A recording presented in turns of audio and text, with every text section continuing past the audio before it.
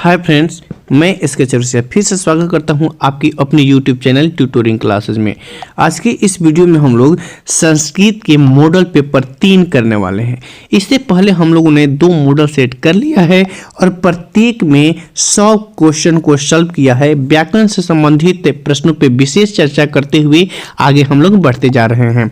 इस वीडियो में भी हम लोग 100 प्रश्नों को सॉल्व करने वाले हैं और व्याकरण से संबंधित प्रश्नों को बहुत अच्छे तरीके से विश्लेषण करने वाले हैं। यदि आप लोगों ने मॉडल पेपर का दोनों पार्ट नहीं देखा है तो उसका लिंक नीचे डिस्क्रिप्शन बॉक्स में दे देते हैं, आप सभी जरूर देखें। आपके अपकमिंग एग्जाम के लिए बहुत ज़्यादा इंपॉर्टेंट होने वाला है। आइए इस मॉडल पेपर की शुरुआत करते हैं। यदि चैनल पे पहली बार हैं तो चैनल को सब्सक्राइब करके ऑल नोटिफिकेशन पे ऑन कर लें ताकि ऐसे इंफॉर्मेटिव वीडियो आपको मिलते रहें। आइए क्वेश्चन की शुरुआत करते हैं।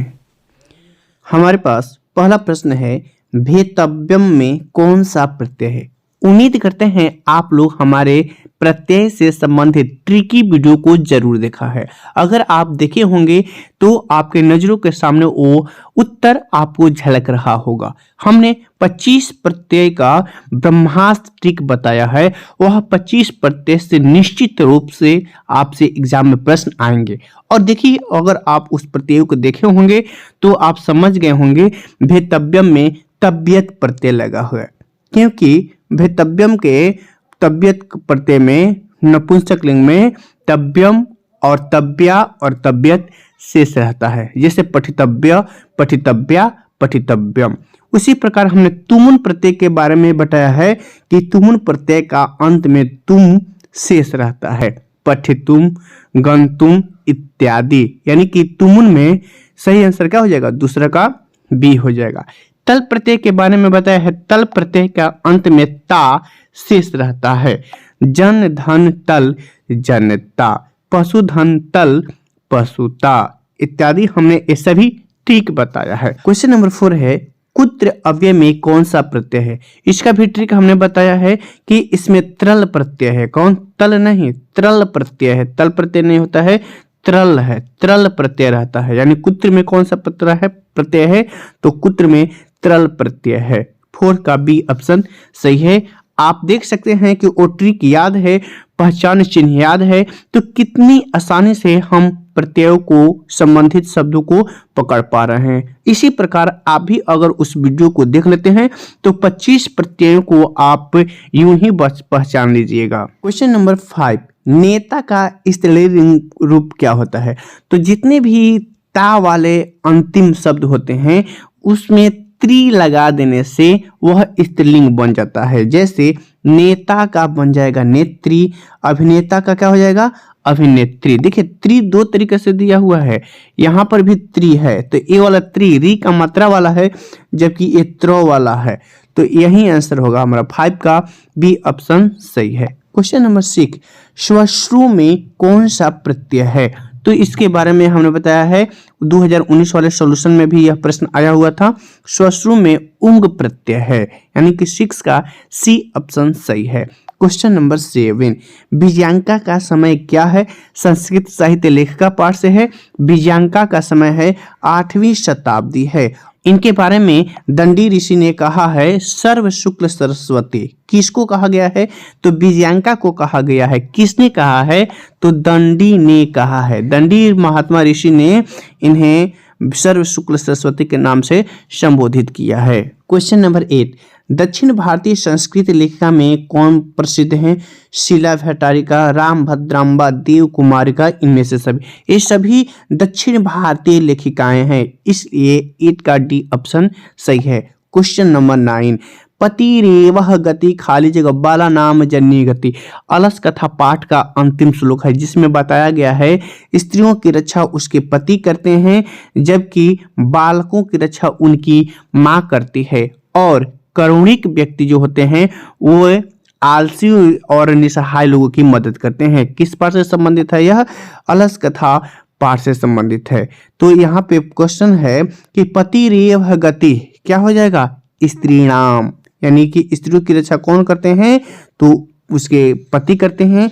और बाला नाम जननी, यानी कि बालकों की रक्षा उनकी माँ करती है। और जो आलसी व्यक्ति होते हैं उनको करुणिक दयालु व्यक्ति के बिना उनकी रक्षा संभव नहीं है।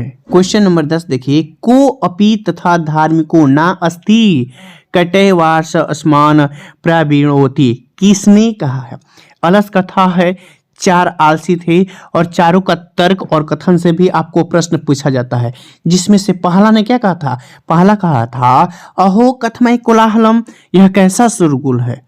तो दूसरका ने कहा था कि लगता है कि घर में आग लगी है, यानी कि तर्क यदि अस्मिन गृहे अग्नि लग्नो अस्ति।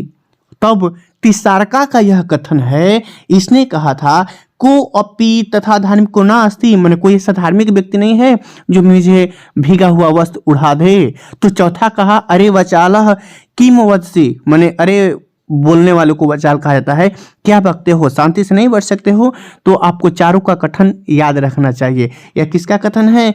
यह तीसरका आलसी का कथन है, यानी कि 10 का सी ऑप्शन सही है। क्वेश्चन नंबर 11, कत्वा प्रत्यय किस कत्वा का अंत में त्वा शेष रहता है? तो देखिए त्वा किस में है? तो 11 का डी ऑप्शन सही है। नेक्स्ट क्वेश्चन है, दीर्घतमः में कौन सा प्रत्यय है? तमप प्रत्यय है। कौन सा प्रत्यय है? दीर्घतमः, दीर्घतमा, दीर्घतमम। तो आप इस सभी और ये तद्धित प्रत्यय है, इसके बारे में भी हमने तद्धित और कृदंत प्रत्यय के बारे में उसी प्रत्यय वाले वीडियो में हमने डिस्कस किया है। तो इसलिए आपसे बार बार कह रहे हैं उस प्रत्यय वाले वीडियो को जरूर और जरूर देख ही लीजिए इस वीडियो के समाप्ति के बाद, या उस वीडियो के देखने के बाद इस वीडियो को देखें, सही मायने में बहुत मजा आने वाला है। क्वेश्चन नंबर 13 है, शांति किससे स्थापित होती है? विश्व शांति पाठ से है, तो मित्रत्व भाव तथा परोपकार से ही संभव है। 13 का बी ऑप्शन सही है। क्वेश्चन नंबर 14, सारा संसार अपना परिवार है, किसके लिए है? सारा संसार अपना परिवार है, ये उदार चरित्र वाले व्यक्ति के लिए है। और संकुचित व्यक्ति के लिए यह संसार कैसा है? यह अपना है, यह पराया है। कैसे व्यक्ति सोचते हैं?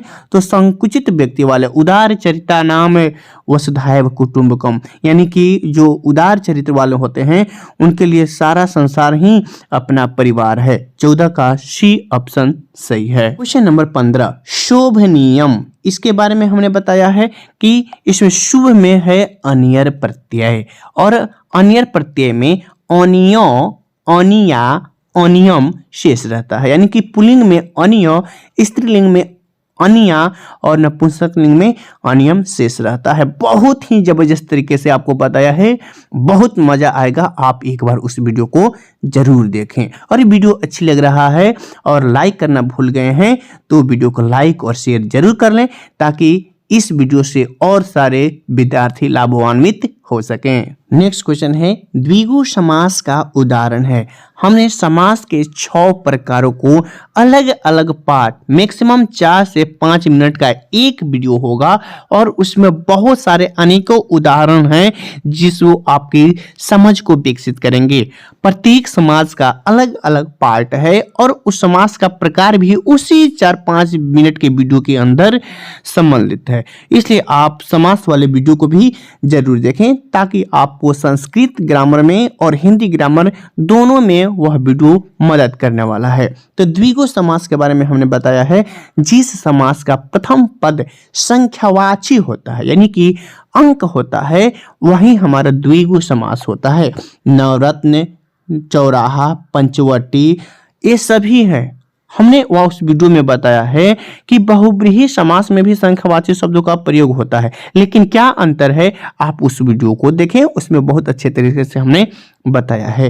क्वेश्चन नंबर 17, बालकयो किस विभक्ति का रूप है? ये आपका बालक शब्द रूप है, अकारांत पुल्लिंग शब्द, हमने इसके बारे में भी बताया है। कम से कम बालक शब्द रूप, लता शब्द रूप, फल शब्द रूप आप जरूर याद कर लीजिए। यहाँ से भी क्वेश्चन आपसे पूछे गए हैं, आपको पूरा शब्द रूप लिखने के लिए नहीं देगा, ऐसे ही पूछेगा।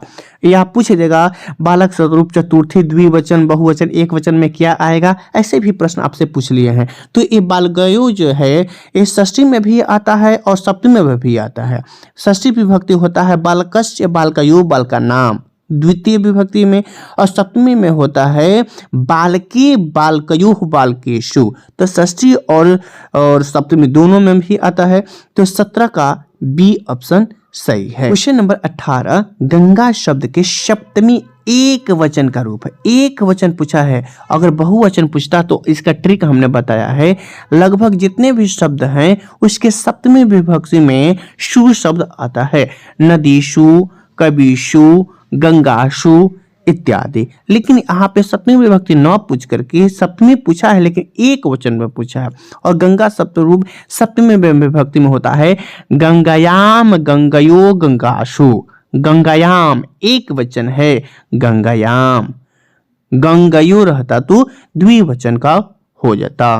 क्वेश्चन नंबर 19, भारतवर्ष में किसकी महान परंपरा है? शास्त्रकारा पाठ से संबंधित है, जो शास्त्र के बारे में बताया गया है। भारतवर्ष में शास्त्र की अत्यधिक परंपरा है। देखिए, शास्त्र और शस्त्र में थोड़ा सा अंतर है आकार का। तो आप क्वेश्चन पढ़िएगा तो ऑप्शन को बहुत सावधानी पूर्वक ही पढ़िएगा। क्वेश्चन नंबर 20 शास्त्रकारा पाठ से ही है।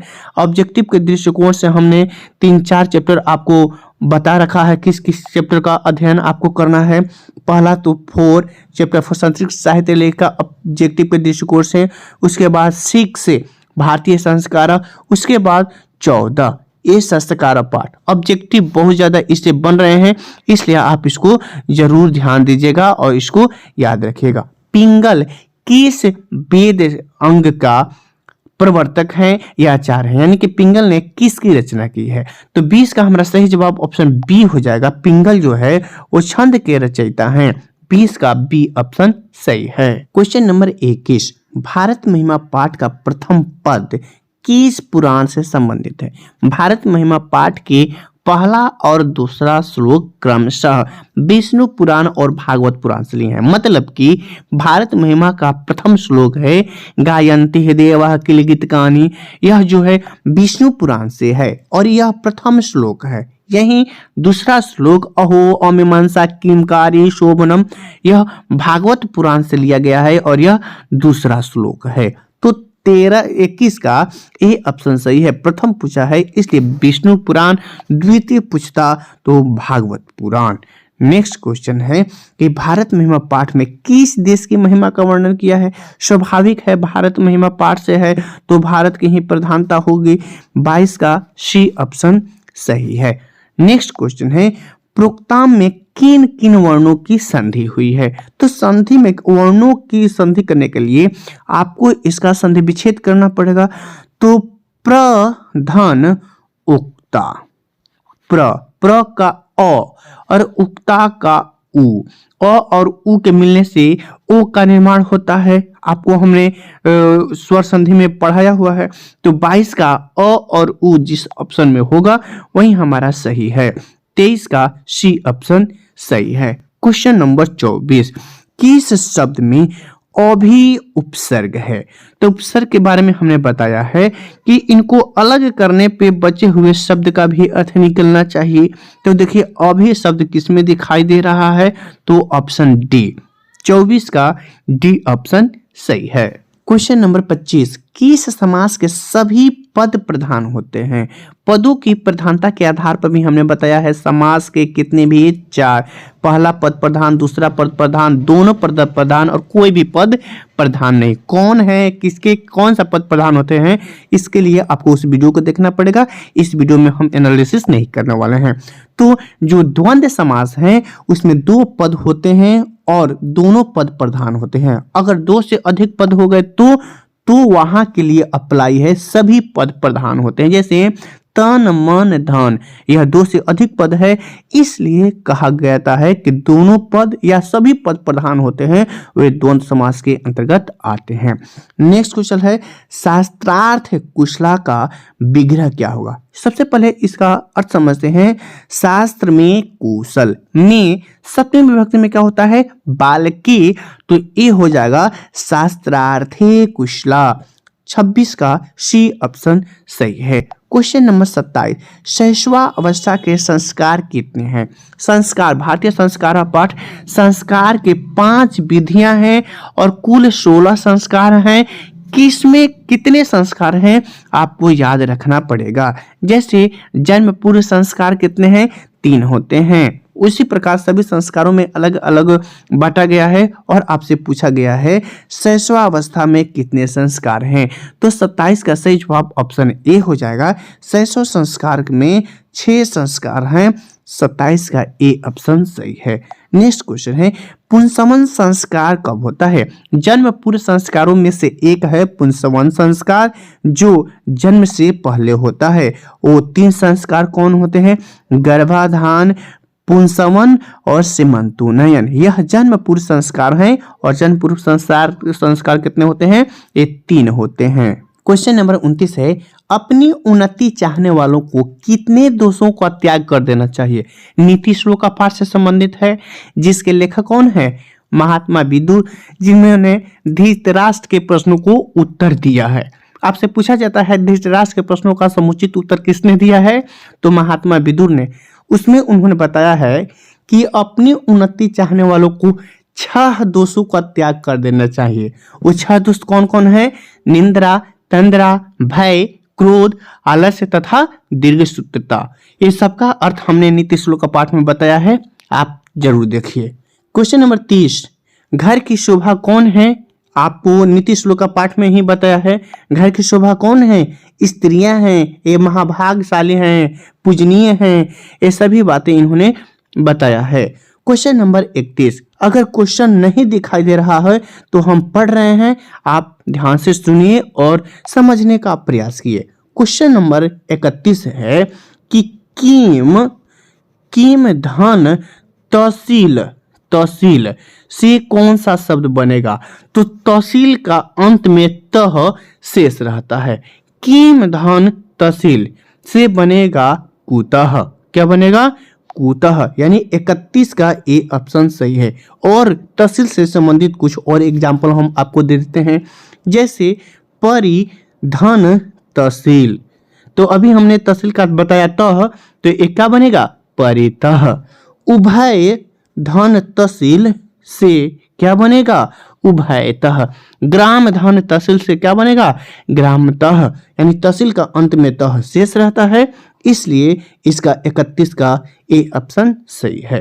क्वेश्चन नंबर 32 मंदाकिनी वर्णम पाठ किस ग्रंथ से संबंधित है?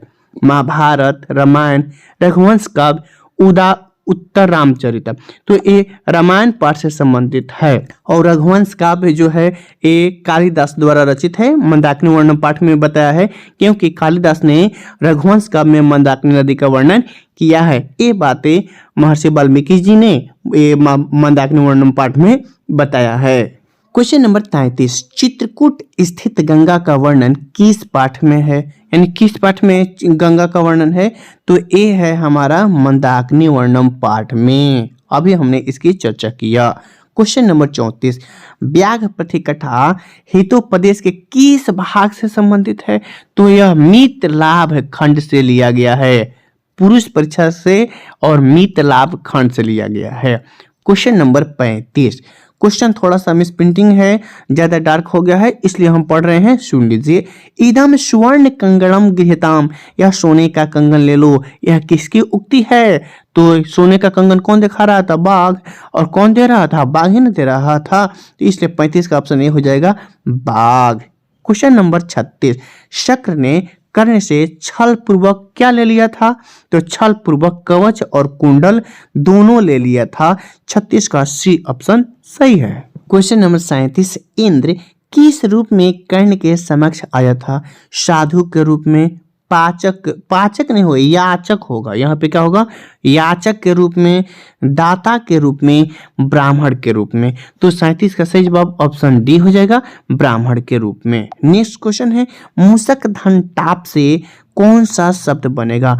मूषक धन टाप से बनेगा मूषिका, लेकिन ऑप्शन सी में भी है मूषिका और ऑप्शन ए में भी है मूषिका।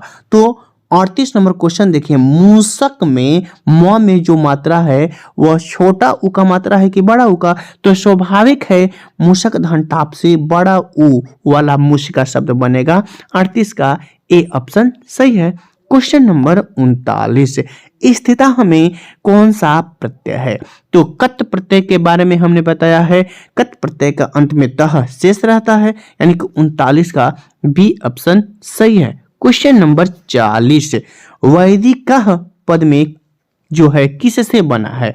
तो ठक प्रत्यय याद कीजिए, ठक प्रत्यय के बारे में हमने बताया है, इसके अंत में ईकः शेष रहता है। जैसे वैदिकः, साहित्यिकः, ऐतिहासिकः, इस सब के बारे में कौन सा प्रत्यय लगा हुआ है? तो ठक प्रत्यय लगा हुआ है। 40 का सी ऑप्शन सही है। क्वेश्चन नंबर 41 है, ऋषिभि में कौन सी विभक्ति है? तो ऋषि भी तृतीया विभक्ति ऋकारांत होता है, ऋषिणा ऋषिभ्याम ऋषिभि, तो ये तृतीया विभक्ति का है। 41 का बी ऑप्शन सही है। क्वेश्चन नंबर 42, वद किस लकार का रूप है? पांचों लकार को डकार लीजिए, नहीं तो आप अंत समय में पछताइएगा, आपसे अनुवाद भी दिक्कत से ही बनेगा, इसलिए लकार को जितना जल्दी डकारना हो डकार लीजिए। वद किस लकार का रूप है? यानी 42 का बी ऑप्शन सही है। आज्ञा अनुज्ञा वाला शब्द जो है आप जरूर याद कर लीजिए, आपसे सभी लकार से संबंधित क्वेश्चन ऐसे ही पूछे जाते हैं। क्वेश्चन नंबर 43, पटना शब्द किस शब्द से बना है? पटन देवी, पाटली, पत्तन, पाटन, तो 43 का सही जवाब ऑप्शन बी हो जाएगा, ये पाटली शब्द से बना हुआ है। कहीं कहीं आपका आंसर पत्तन भी दे देता है, तो देखिए इसका पत्तन भी सही है। आपको क्या लगता है आप हमें कमेंट बॉक्स में जरूर बताइए। क्वेश्चन नंबर 44, गुरु गोविंद सिंह किस धर्म के गुरु थे? पाटलिपुत्र वैभव में इनकी चर्चा है, तो गुरु गोविंद सिंह सिख धर्म के गुरु थे। 44 का डी ऑप्शन सही है। क्वेश्चन नंबर 45, अयम किस शब्द का रूप है? ईदम, अदश, अस्मद, युष्मद, तो इसका सही जवाब ऑप्शन ए हो जाएगा ईदम। ईदम माने होता है यह, ईदम मतलब होता है यह, और यह ईदम जो है पुल्लिंग शब्द रूप है, जो कि प्रथमा विभक्ति में होता है अयम, ईमौ, ईमे, पुल्लिंग में होता है। उसी प्रकार अगर स्त्रीलिंग में बात करें, देखिए अयम है इसलिए हमने पुल्लिंग बताया, और स्त्रीलिंग में ईदम शब्द रूप हो जाता है ईयम, ईमे, ईमा। तो आपसे जो भी पूछे आप समझ जाइएगा अयम में कौन सा शब्द है, तो अयम में ईदम है। 45 का ए ऑप्शन सही है।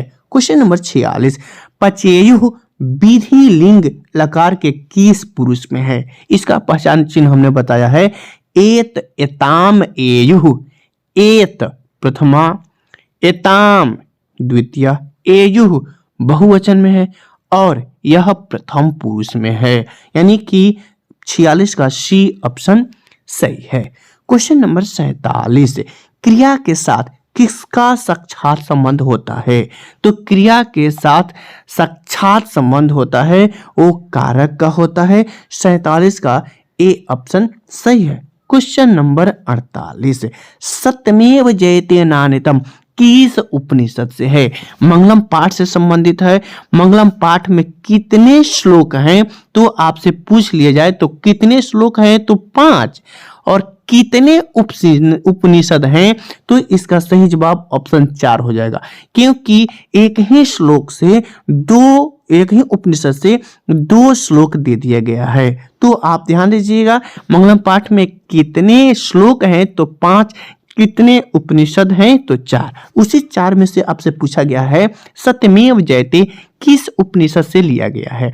तो 48 का सही जवाब ऑप्शन बी हो जाएगा, मुंडकोपनिषद से। 48 का बी ऑप्शन सही है। क्वेश्चन नंबर 49, किसकी जीत नहीं होती है? सत्यमेव जयते, सत्य की ही जीती है, ना अनृतम, ना मने नहीं, अनृतम मने झूठ, सत्य की ही जीत होती है, असत्य की नहीं। असत्य मने होता है झूठ। तो इसका सही आंसर क्या? 49 का सी ऑप्शन सही है। क्वेश्चन नंबर 50, भारत में हम पाठ में कुल कितने पद हैं? भारत में हम पाठ में कितने श्लोक हैं? 5, यानी कि 50 का सी ऑप्शन सही है। तो इस वीडियो में इतना ही। अगली वीडियो में हम 51 से 100 तक के प्रश्नों को कवर करेंगे। इस एनालिसिस करने में ज्यादा समय लगता है, इसलिए हम 51 से 100 प्रश्नों को अगले पार्ट में सॉल्व करेंगे। आपको यह वीडियो कैसा लगा हमें जरूर बताइए। मिलते हैं अगली वीडियो में, तब तक के लिए धन्यवाद।